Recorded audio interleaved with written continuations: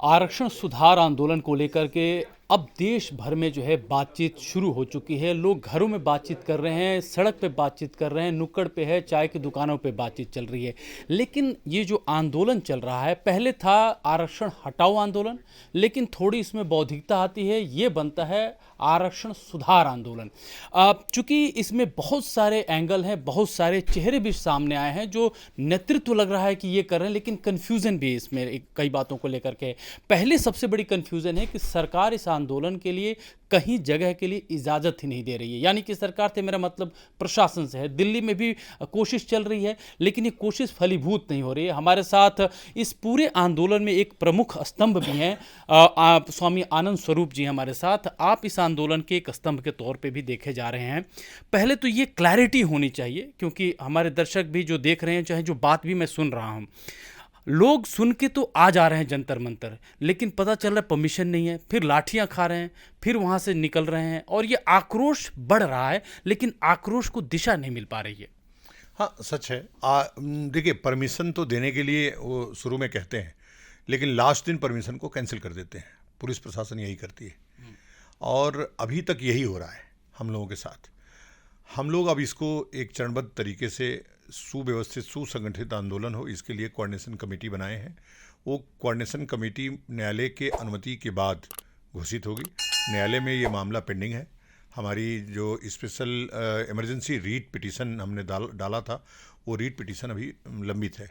अब उससे जो अनुमति आएगी, उसके हिसाब से हम इसका लाइन बनाएंगे कि कब से आंदोलन शुरू होगा। यदि आज निर्णय आ जाता है तो कल परसों में हम लोग फिर वहाँ डेरा डंडा अपना जंतर मंतर पे डाल देंगे, और वहाँ से हम कोई हिंसा करने वाले नहीं हैं। हम किसी को सर तोड़ने वाले, पैर तोड़ने वाले नहीं हैं। लेकिन जब बात लाठी पे आएगी तो लाठी की बात करनी पड़ेगी। भाई, लाठी मारने का अधिकार पुलिस को नहीं है। पुलिस उठा के ले जा सकती है, डिटेन कर सकती है। आप लाठी चार्ज कर रहे हो, लाठी मार रहे हो, लड़कियों को लाठी मार रहे हैं, उनके प्राइवेट पार्ट में लाठी मार रहे हैं। तो यह जो घटनाएं हुई हैं वो बड़े हृदय को बहुत चोट पहुंचाई हैं। इसलिए अब मैं इस आंदोलन को चरणबद्ध तरीके से और अपने जो हमारे सवर्ण कार्यकर्ता हैं उनके नेतृत्व में इसको चलाएंगे। कहीं ऐसा तो नहीं कि जैसे कई बार होता है कि हिंसा अगर होने शुरू हो जाती है, तो ऐसे में एडमिनिस्ट्रेशन हो, सरकार, उनको लाभ मिल जाता है। जैसे एक तरीका है, गांधीवादी तरीका है कि ठीक है, आप हम पे लाठियाँ बरसाओ, हम अपनी और पीठ लेकर आ जाएंगे मार खाने के लिए। नहीं, तो हम लोग गांधी वाले लोग नहीं हैं। नहीं, हम लोग गांधी के खिलाफ वाले, हम भगत सिंह वाले लोग हैं, चंद्रशेखर आज़ाद वाले लोग हैं, सुभाष चंद्र बोस, बटुकेश्वर दत्त, पंडित राम प्रसाद बिस्मिल वाले लोग हैं। वो दो दल था ना उसमें। गांधी को भ्रम है कि आज़ादी केवल उनसे मिली, गांधी सम्मेलन से मिलती है। हम तो अपने आप को गरम दल का मानते हैं। हमारे साथ अभी कई लोग नरम दल के भी हैं जो गांधीवन की बात करते हैं, वो ऐसा करेंगे। तो अभी हमारी सोच यही है कि लाठी किसी पे पड़नी नहीं चाहिए। अगर लाठी पड़े तो लाठी दोनों तरफ से चलनी चाहिए। एक चूँकि जो भी ये डिस्कोर्स आ गया है, और इसमें मुझे लगता है कि बहुत अरसे बाद, मुझे लगता है कि जब ओबीसी आरक्षण आया था तब एक बहुत बड़ा डिस्कोर्स बना था। अब ये डिस्कोर्स चल रहा है इस पे, तो एक वर्ग ऐसा कह रहा है कि कहीं ऐसा ना हो कि ये सिविल राइट जो है, जो होता है ना अनरेस्ट, उसमें तब्दील ना हो जाए। मतलब कि देश में जो है दंगे फसाद का माहौल न बन जाए। एक नेता थे, उनसे मेरी बात हो रही थी, वो चूँकि ओबीसी से ताल्लुक़ रखते हैं, वो कह रहे थे कि देखिए, अभी तो हमारा समाज प्रतिक्रिया में उठा ही नहीं, अगर उठ जाए तो सोचिए देश की सिचुएशन क्या होगी। तो देश इससे डर के थोड़े अन्याय के खिलाफ लड़ना बंद कर देंगे कि कल को माँ डरवाती है ना कि भाई सो जाओ, नहीं तो बकाऊं आ जाएगा। तो हम इस बकाऊं से डरने वाले थोड़े लोग हैं। हम लोग मंगल पांडे और चंद्रशेखर आज़ाद के वंशज हैं महाराज। ये बड़े बड़े जितने भी ये डराने वाले लोग हैं, वो हमारे सामने कहीं खड़े नहीं होंगे। और हम बार बार इस बात को कह रहे हैं कि हमारी लड़ाई किसी जाति वर्ण संप्रदाय से नहीं है। ये लड़ाई सरकार से है जो अन्याय कर रही है। ये लड़ाई उन तमाम राजभरों के लिए है, उन तमाम चौहानों के लिए, तमाम मल्लाहों के लिए है जिनको आरक्षण का लाभ नहीं मिल पा रहा है, वाल्मीकियों के लिए है, मतंगों के लिए, बहेलियों के लिए, सहरिया के लिए, कोल भील के लिए, नटों के लिए लड़ाई है। ये लड़ाई एक वर्ग के लिए नहीं है, उसके बाद सवर्णों के लिए लड़ाई है। मतलब एक बात यहाँ आपने ये बात कही, थोड़ी सी और स्पष्टता हो जाए कि ये जो आरक्षण सुधार आंदोलन है, ये सिर्फ सवर्णों की लड़ाई नहीं है, आपका कहने का तात्पर्य ये है। बिल्कुल। हमारी लड़ाई में वाल्मीकि लोग आए हुए थे, हमारी लड़ाई में तमाम जाटों लोग आए थे जिनको लाभ आज तक नहीं मिला। हम एक सर्वे दे रहे हैं सभी आपके दर्शकों को कि आप अपने गाँव में जाइए और देखिए कितने दलितों को नौकरी मिली है अभी तक। यही सर्वे कर लीजिए जो गाँव में रहते हैं। इसी से पता चल जाएगा कि वास्तविक लाभ आरक्षण का किसको मिल रहा है, वो कहाँ जा रहा है। आरक्षण आरक्षण का जो भ्रम है, जाल है, वो कहाँ जा रहा है। तो हम उसी भ्रमजाल को तोड़ना चाहते हैं कि आर्थिक रूप से आरक्षण होगा तो ये जातिगत, भाई हम तो जातियों को तोड़ना चाहते हैं, लेकिन जातियों को जात सर्टिफिकेट लेकर के तो नहीं तोड़ा जा सकता है। जाति तो पहले अपनी छोड़नी पड़ेगी, मायावती को छोड़नी पड़ेगी और चंद्रशेखर को छोड़ना पड़ेगा। वो चाहते हैं कि जातिवाद मुक्त हो।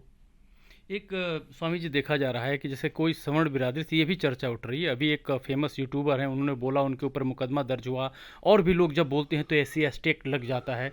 लेकिन बहुत सारे SC नेता, चाहे उनके कई सारे, एक तो IAS अधिकारी हैं मध्य प्रदेश के, उन्होंने भी बोला, और भी लोग बोले, मंच से वो सवर्णों की बेटियों के ऊपर अभद्र टिप्पणी करते हैं, जबरन विवाह संबंध इस तरह का स्थापित करने के बाद उनके ऊपर कोई कानून लागू नहीं हो पाता है। ये लगता है कि ये भेदभाव है, बहुत टीस मचती है इससे। बिल्कुल सबको होता है।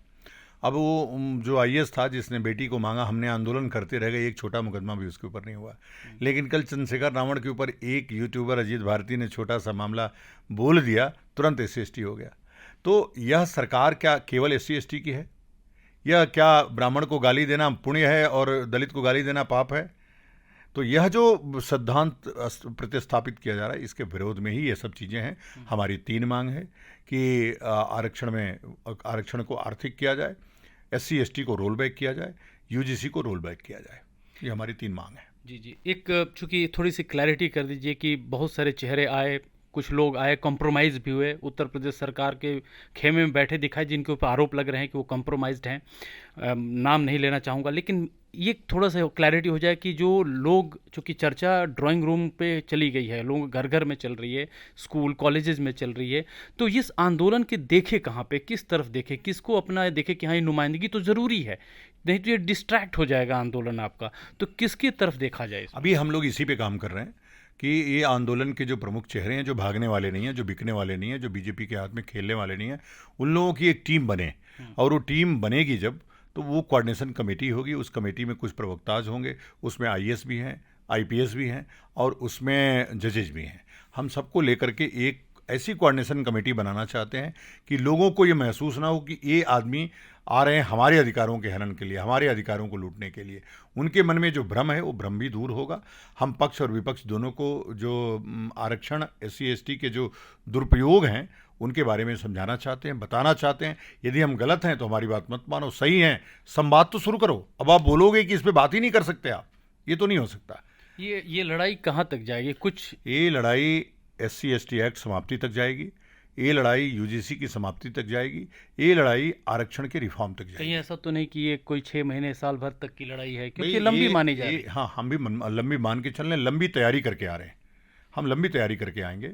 और लंबी तैयारी जब हम कह रहे हैं तो ये आपको दिख रहा हो कि ये लड़ाई 8 मार्च से चल रही है ऑलरेडी। आज अगस्त हो गया है। 8 मार्च, अप्रैल, मई, जून, जुलाई, अगस्त, और कभी एक दिन के लिए रुकी नहीं है लड़ाई। कभी कभी आपको जंतर मंतर पे दिख जाती है तो दिख जाती है, लेकिन लड़ाई रोज चल रही है। कोई पदयात्रा कर रहा है, कोई कहीं चल रहा है, कोई संवाद कर रहा है, सब जगह चल रही है। मांग एक ही है, लक्ष्य एक ही है। रास्ते भले अलग अलग हों, संगठन भले अलग अलग होंगे, लेकिन अब हम कुछ संगठनों को मिला करके कोऑर्डिनेशन कमेटी जल्दी ही 1-2 दिन में जारी करने वाले हैं। आपको नेताओं से आखिरी सवाल है, रंज होता है जब राहुल गांधी कहते हैं कि जब हमारी सरकार आई तो हम 50% से ऊपर कर देंगे। कुछ नेता कहते हैं किसी के बाप में दम नहीं है जो सत्ता पक्ष में है कि आरक्षण खत्म कर दे। कोई एक बौद्धिक रास्ता अख्तियार करने की बात या साहस नहीं करता है। तो उन नेताओं से आपको कुछ रंजिश होती है? देखिए, उन नेताओं से मैं इतना ही जानता हूं कि वो वोट और नोट के चोर हैं, तो उनकी हैसियत नहीं है कि सच बात वो कर पाएँ। दूसरी बात, जो कह रहे हैं कि किसी में दम नहीं है हटा लेंगे, तो दम तो दिखा दिया हम लोगों ने। चर्चा करने लगे वो, बातें करने लगे वो। हमारा लक्ष्य पहुंच रहा है। अब हमारा ये इतना ही उद्देश्य था कि चर्चा शुरू हो, अब वो उद्देश्य बढ़ता जाएगा। दूसरा, आपने एक क्या प्रश्न था वो कि 50% बढ़ा देंगे। राहुल गांधी के नेतृत्व की जो कांग्रेस है वो कभी सत्ता में नहीं आएगी। मेरा श्राप है उनको, इसलिए कि वो महामूर्ख व्यक्ति हैं। वो उस डाल पे ही, उसी डाल को काटते हैं जिस पे बैठते हैं वो। उनको पता नहीं कि उनका वोट बैंक कौन है। आज तक यही वो आइडेंटिफाई नहीं कर पाए। और हिटलर से भी ज़्यादा उनके घर में उनकी वो है व्यवस्था है। बिना राहुल गांधी के एक पत्ता भी नहीं हिलता, और राहुल गांधी की बुद्धि पूरे देश के लोग जानते हैं। तो जिसका नेतृत्व राहुल गांधी कर रहे हो, उस पार्टी को कभी सोचना भी नहीं चाहिए कि सत्ता में आएगी। अभी मनुस्मृति पे टिप्पणी की उन्होंने। कुछ भी, यही धर्म पे टिप्पणी करना, आरक्षण पे चर्चा करना, आरक्षण की बात करना। भाई तेरा वोट बैंक क्या है तुझे अभी पता ही नहीं है। क्यों ब्राह्मण समाज उनके साथ जाएगा, क्षत्रिय वैश्य समाज उनके साथ जाएगा? तो ऐसे में ब्राह्मण जाए कहाँ? बीजेपी से मार लाठियां खा रहा है ब्राह्मण समाज, चाहे ठाकुर समाज, और वो अपनाने को तैयार नहीं है। अभी वो बीजेपी को हराएगा, कहाँ जाएगा वो अलग विषय है। अभी ये विषय पे चर्चा ही नहीं होनी है। अभी ये है कि बीजेपी को हराने का टारगेट। बीजेपी हराओ, बीजेपी भगाओ।